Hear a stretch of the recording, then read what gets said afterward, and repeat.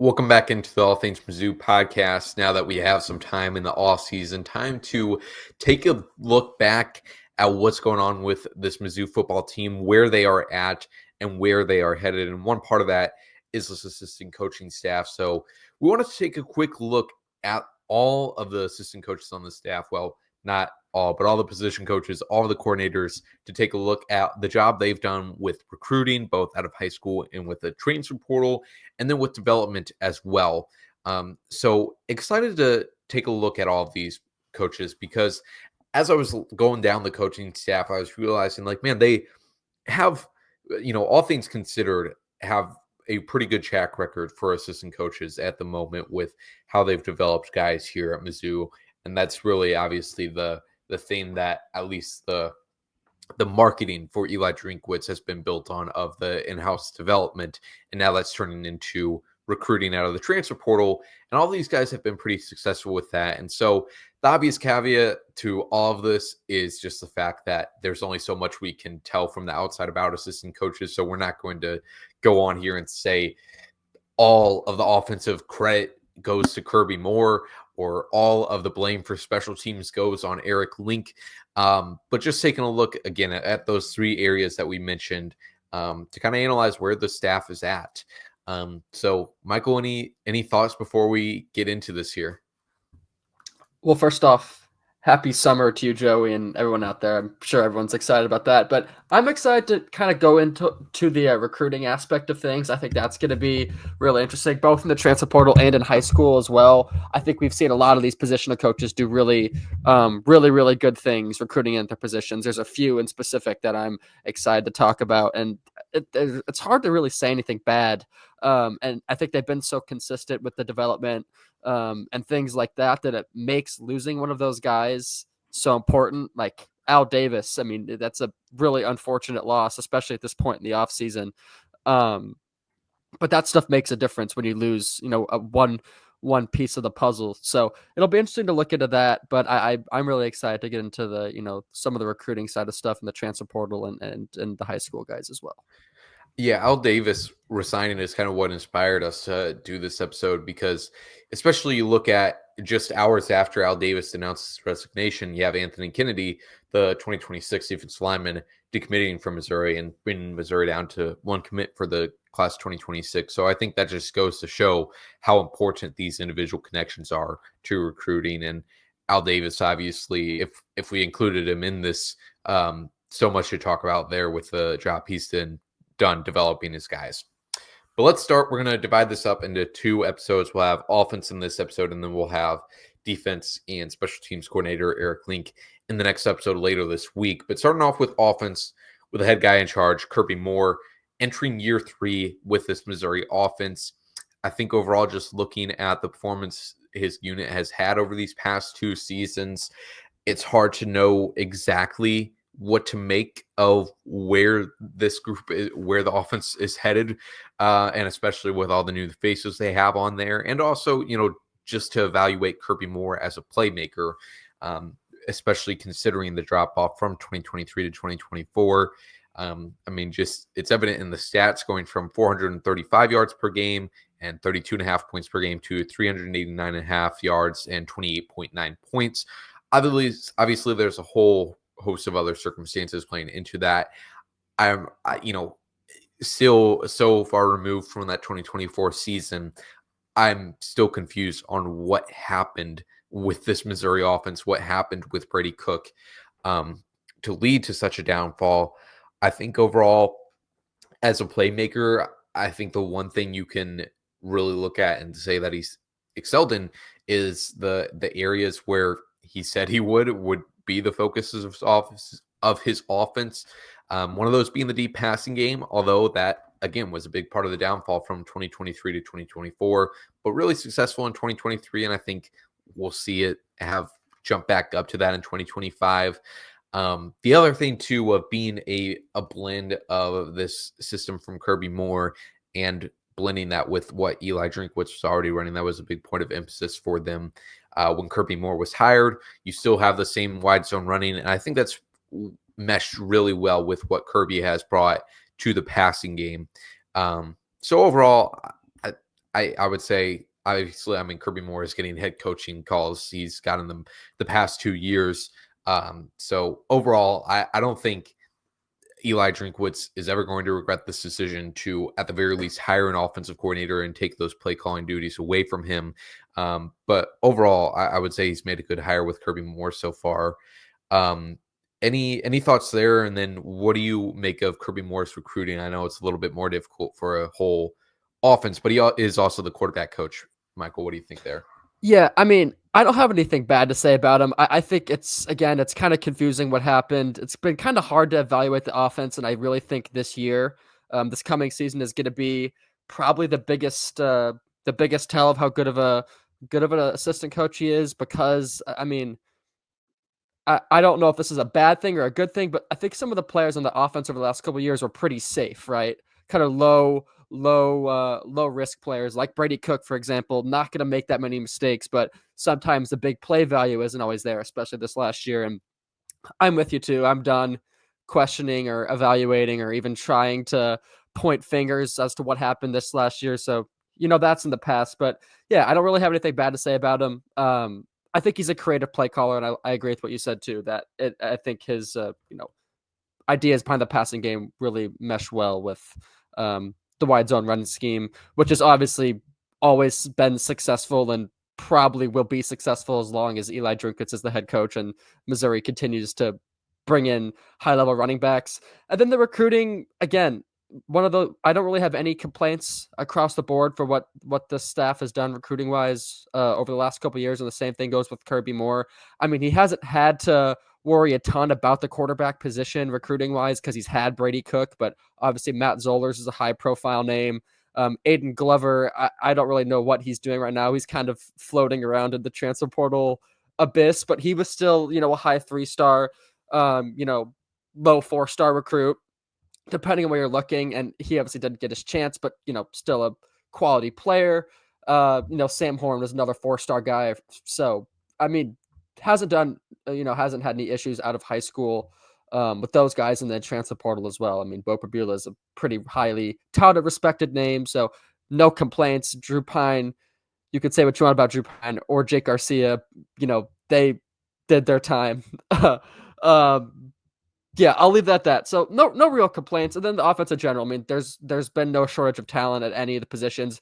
I don't know how big of a role he plays when it comes to anything outside of the quarterback position. Obviously, his offensive scheme has to be somewhat appealing. So if you want to use that as a recruiting pitch, you can. And I'm sure that's exciting to, running backs and receivers when other assistants are recruiting at those positions. But no complaints. I think in general, the offense has brought in plenty of high level talent, whether it's in the transfer portal or, the younger high school recruits at a variety of positions. And there's never really been a shortage of talent. So I don't really have anything bad to say in that department either. Yeah, and with recruiting quarterbacks, it's a little bit difficult to say because I think quarterback, more than any other position, depends so much on a lot outside of just the position coach. It depends on how big the brand is, how big of a star are you capable of being, and the whole entire offense. How are they recruiting? But I mean, the quarterback coach does matter for sure. The one thing I would say about play calling would be the red zone offense. That was a struggle area for Missouri in 2023. Ironically, they well, in 2024 at one point I know they led the country, or they were near the top of the country for red zone trips that resulted in points. And so the Mizzou football Twitter account shared that. Meanwhile, Eli Drinkwitz was up there every week talking about how they weren't scoring touchdowns in the red zone. So thought that was a little bit ironic from the social team, but it's been an issue. And I think it is something you can certainly point to when Kirby Moore talked about it around this time last year during spring practices ahead of the 2024 season, saying we really got to focus on the red zone. When I talked to him ahead of the 2024 season, talked to him a little bit about the ideas he was getting for the red zone, that was a main focus area for this team, and they didn't deliver in it. They did not improve in it. So that's certainly something to watch. So I would think Brett Norfleet being a little bit more healthy would have helped with that for sure. But again, weren't able to improve even was an area of focus for them. Let's move on to Curtis Looper at running backs coach. This is one where I was rolling through and was like, man, he has quite the track record. Obviously, he's a veteran coach, but I mean, for so long, Missouri's running back room has just been stable, and then in some years been really good. So overall, looking at the 2024 performance for the group, 1,636 rushing yards between Marcus Carroll, Jamal Roberts, and Nate Newell. As far as development of guys, I think you have to give Curtis Looper credit, at least some of it, for the development of Cody Schrader. Obviously, Cody Schrader had insane work ethic, but have to give Curtis Looper some of that credit. And then more recently, I think Jamal Roberts you point to for development potential, coming in as a 3-star guy and turn him into, I mean, pretty much, at least from what we've seen so far, the best case scenario for a 3-star running back, as a really solid rotational guy with the potential to step into a larger role this year. Anything to add there? And then what do you think of the job Looper has done in recruiting wise, Michael? Yeah, nothing to add at all. He's definitely, like you said, probably been one of the more stable position groups on the roster. Again, Jamal Roberts has been the best case scenario for what he was ranked. I still think, this is going to be a season where we see, maybe the peak of his development. So maybe a better judge of player development for Curtis Looper after this season with Jamal Roberts. But he's always had the players to work with. This will be a fun year with Ahmad Hardy. I'm really excited to see how that goes. But yeah, it's a great running back room this year, and there's never really been issues recruiting at the position either. Last season was Q and Lacey, who transferred to Ole Miss, I believe, but that was a really fun recruiting process. I don't know if you remember that, but he was committed somewhere, then decommitted, and was supposed to go to Nebraska, and last second flips to, or I guess backs out of that Nebraska, idea, then goes to Missouri. So he's always had the recruiting pitch, and I'm sure Cody Schrader and the other history of Missouri running backs over the last couple of years had a lot to do with that. But I mean, he's had some big recruiting wins. Even this 2025 recruiting cycle, I mean, Marquise Davis was committed to Kentucky for almost the entire thing, and then backs out of that pretty quick, or not pretty quick, at the end to Missouri. Brendan Haygood was committed to Boise State for a couple months, I believe, and decommits and ends up as a Missouri Tiger a couple days before signing day. So he's done a good job bringing guys in. And again, no questions at all.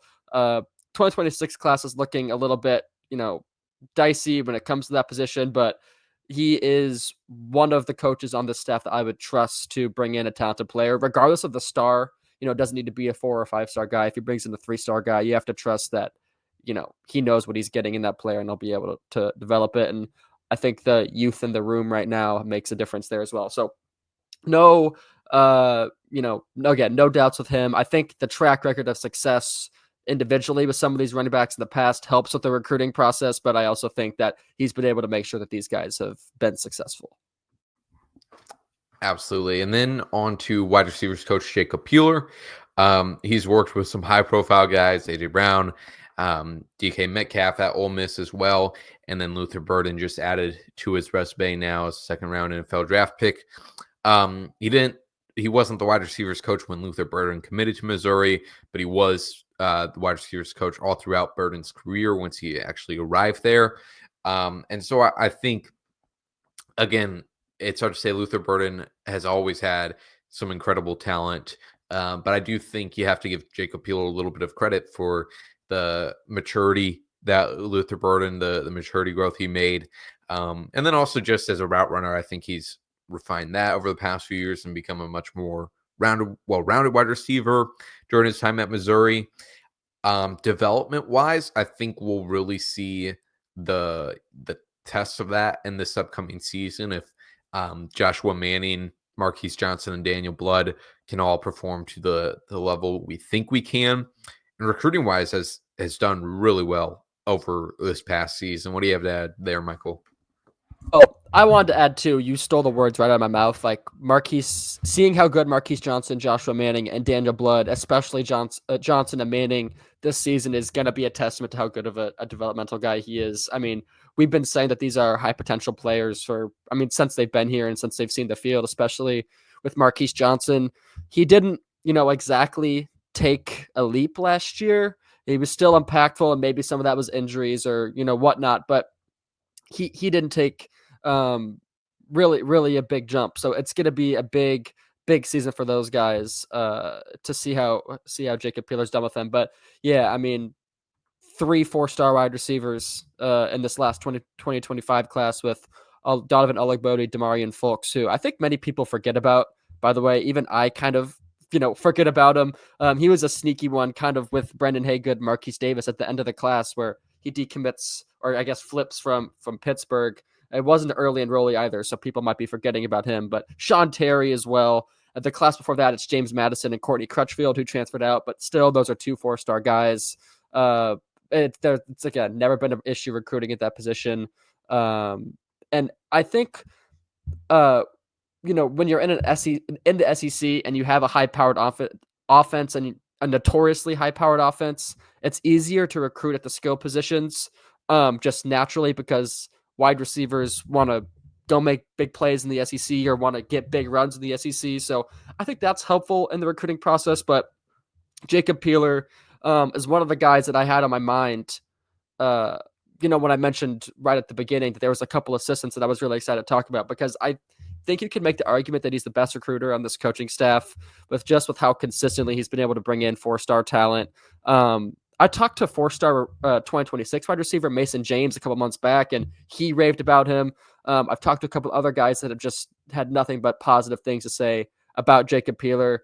So I'm not going to give him that title of the best recruiter, because there's so much that we don't know and there's so much that goes on behind the scenes, but he's been pretty able to pretty consistently bring in the best talent. Now the developmental side of things, like we said, we will see that we'll see that a good chunk of that this season. Would love to see if James Madison can get some run this season as well. I don't know where he really stands on the depth chart, but yeah, Manning, Blood, Johnson have a really big test coming up this year, and then if you want to throw James Madison in there, you can, but I don't know what that's looking like. Yeah, I mean, Jacob Peeler is also the recruiting coordinator. At least he's listed on that on the website. I'm not sure if he's always had that title, but I know DJ Smith held that before he left. So there's that. Yeah, I also think you have to mention bringing in Theo Weiss out of the transfer portal as well. So yeah, a lot of credit to Jacob Peeler for the work he's done. Next up, Durham Cato at tight ends coach. This past year was his first year there. He's never had a press conference, so not like we know all that much about who he is as a coach. He was formerly the tight ends coach at Washington for 2 years. As far as development, it's a little bit difficult to say, because again, he's only been here since the summer, even, because before then he was an analyst for the team, and he was part of that rule where analysts being able to coach, so they just made him the tight ends coach. But I do think, you look at Drew James, who's been a guy who's bulked up, and Eli Drinkwitz has been raving about the development he's made.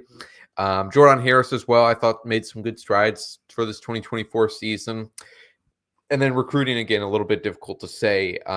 Even over the past 2024 class and then transfer portal as well, bringing in Dakota Terrell in the freshman class, and then Gavin Hoffman and Vince Brown in the transfer portal. I mean, Gavin Hoffman is a great ad, but there's obviously the hometown connection. So overall, just too early to tell with Durham Cato. Anything to add there, Michael? Yeah, I mean, nothing crazy. The one thing I've noticed with the recruiting stuff so far is he definitely has like a type when he's recruiting tight ends, and Dakota Terrell is kind of the epitome of that. I mean, he's like 6'7", 6'8", 220 pounds, 250 pounds. Like, he's a small forward. That's kind of how I think of it. He likes the taller, more athletic, but not as strong, and needs to add more weight.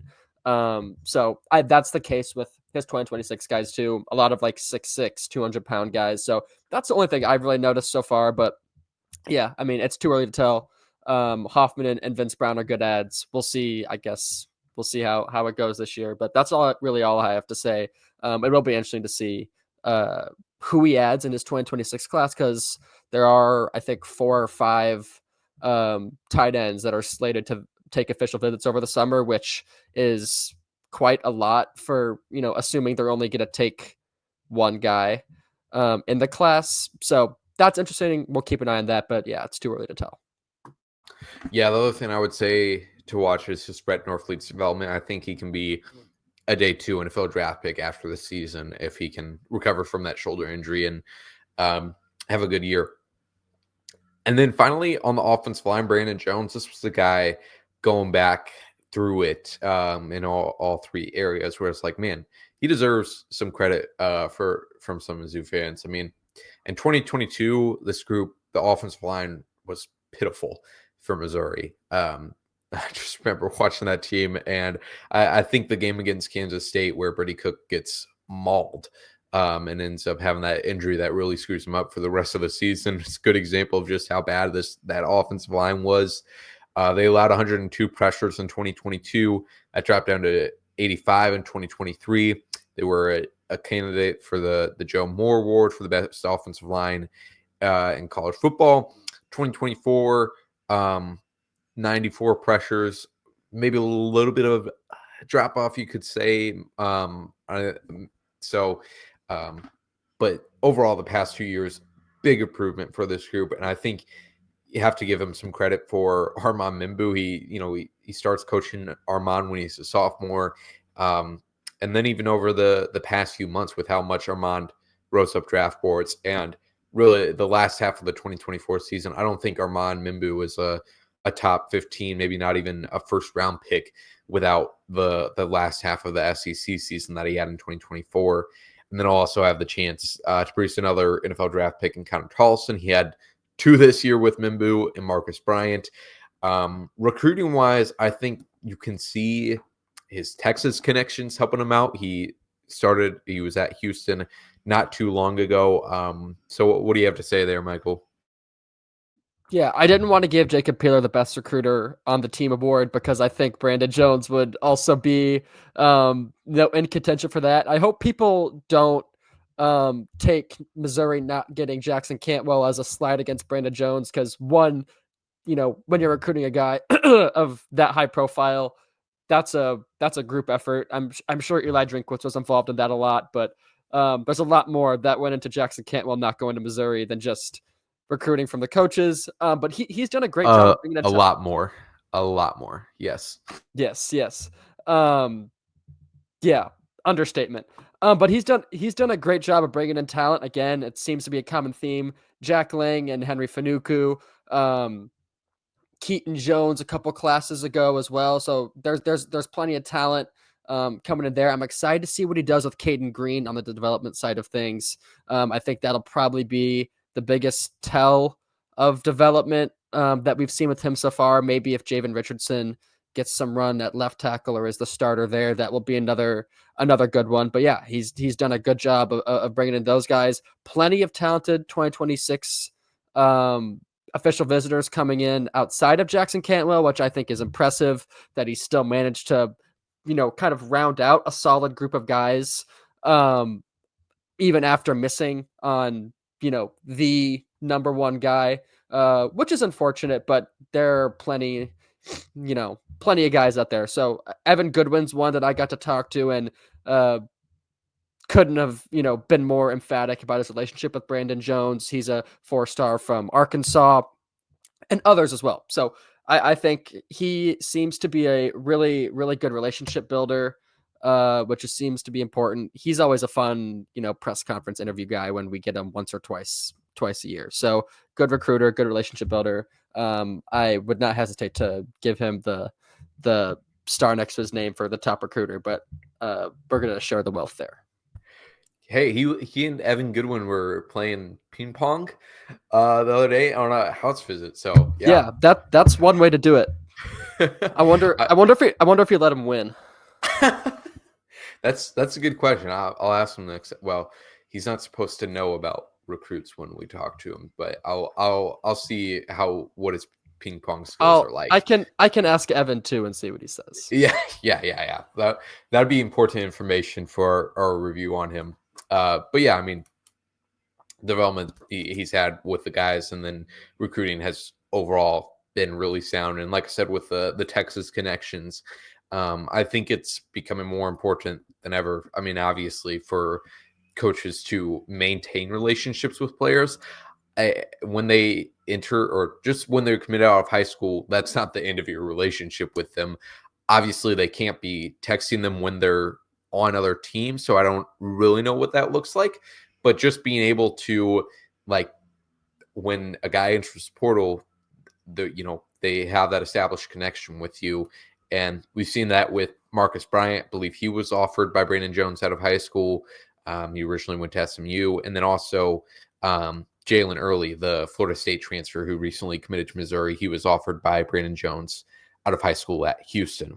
I want to add one more thing on the recruiting Uh-huh. front that I forgot to mention. Sorry, I think the 2026 class is going to has a chance to be his best one, even outside of last year, and it's possible that they bring in 4 guys. I know last year it was 2 or 3, so this one could be 3 or 4.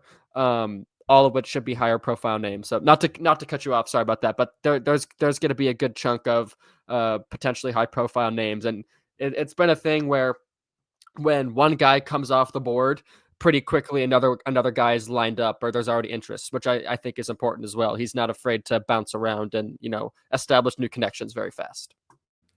Yeah, the other thing I would say too, as far as development, and like you said, with being a fun interview every time we get to talk to him, every time I talk to him, I feel like he's different in other coaches in the regards of how he talks about players' development. And it seems like he's very obviously he can talk about the group, and his main focus is being able to produce a group of the best 5 players. And maybe I'm looking in too much to his answers, but I do feel like every time he asks him about a player, he is very he can go very insular as well, and just be very focused on their individual development plan and where they need to grow, more than a lot of other coaches. So I think that shows with his work as well, with I how agree. how I this agree part. with that. I agree Mhm. with that. And like he's not afraid to do it about anybody on the offensive line either. It Yeah. can be a guy who hasn't seen the field yet. I feel like I remember him going into detail on I think it was Henry Fanuku, Hmm. who was an early enrollee at the time and had probably been in Columbia for no more than a couple weeks. So I agree with that. It's impressive and interesting and also entertaining to hear him talk about his guys individually. Yeah, I would also say Drinkwitz is kind of similar in this regard too, but he's also not afraid. I mean, he's not going to air a guy out just to air a guy out, but he'll be honest about some guy's shortcomings. I remember him being honest about Connor Tolson's snapping issues that he had after the 2023 season, um, and some other examples of that as well. So overall, Brandon Jones. Not too much to complain about in what he's done in his first 2 years with Missouri. But that's going to round out our offensive coaching assistant review. We appreciate you tuning into this episode, and we hope you do the same with the rest of our coverage at Missouri Tigers on SI, including our defensive assistant review coming later this week.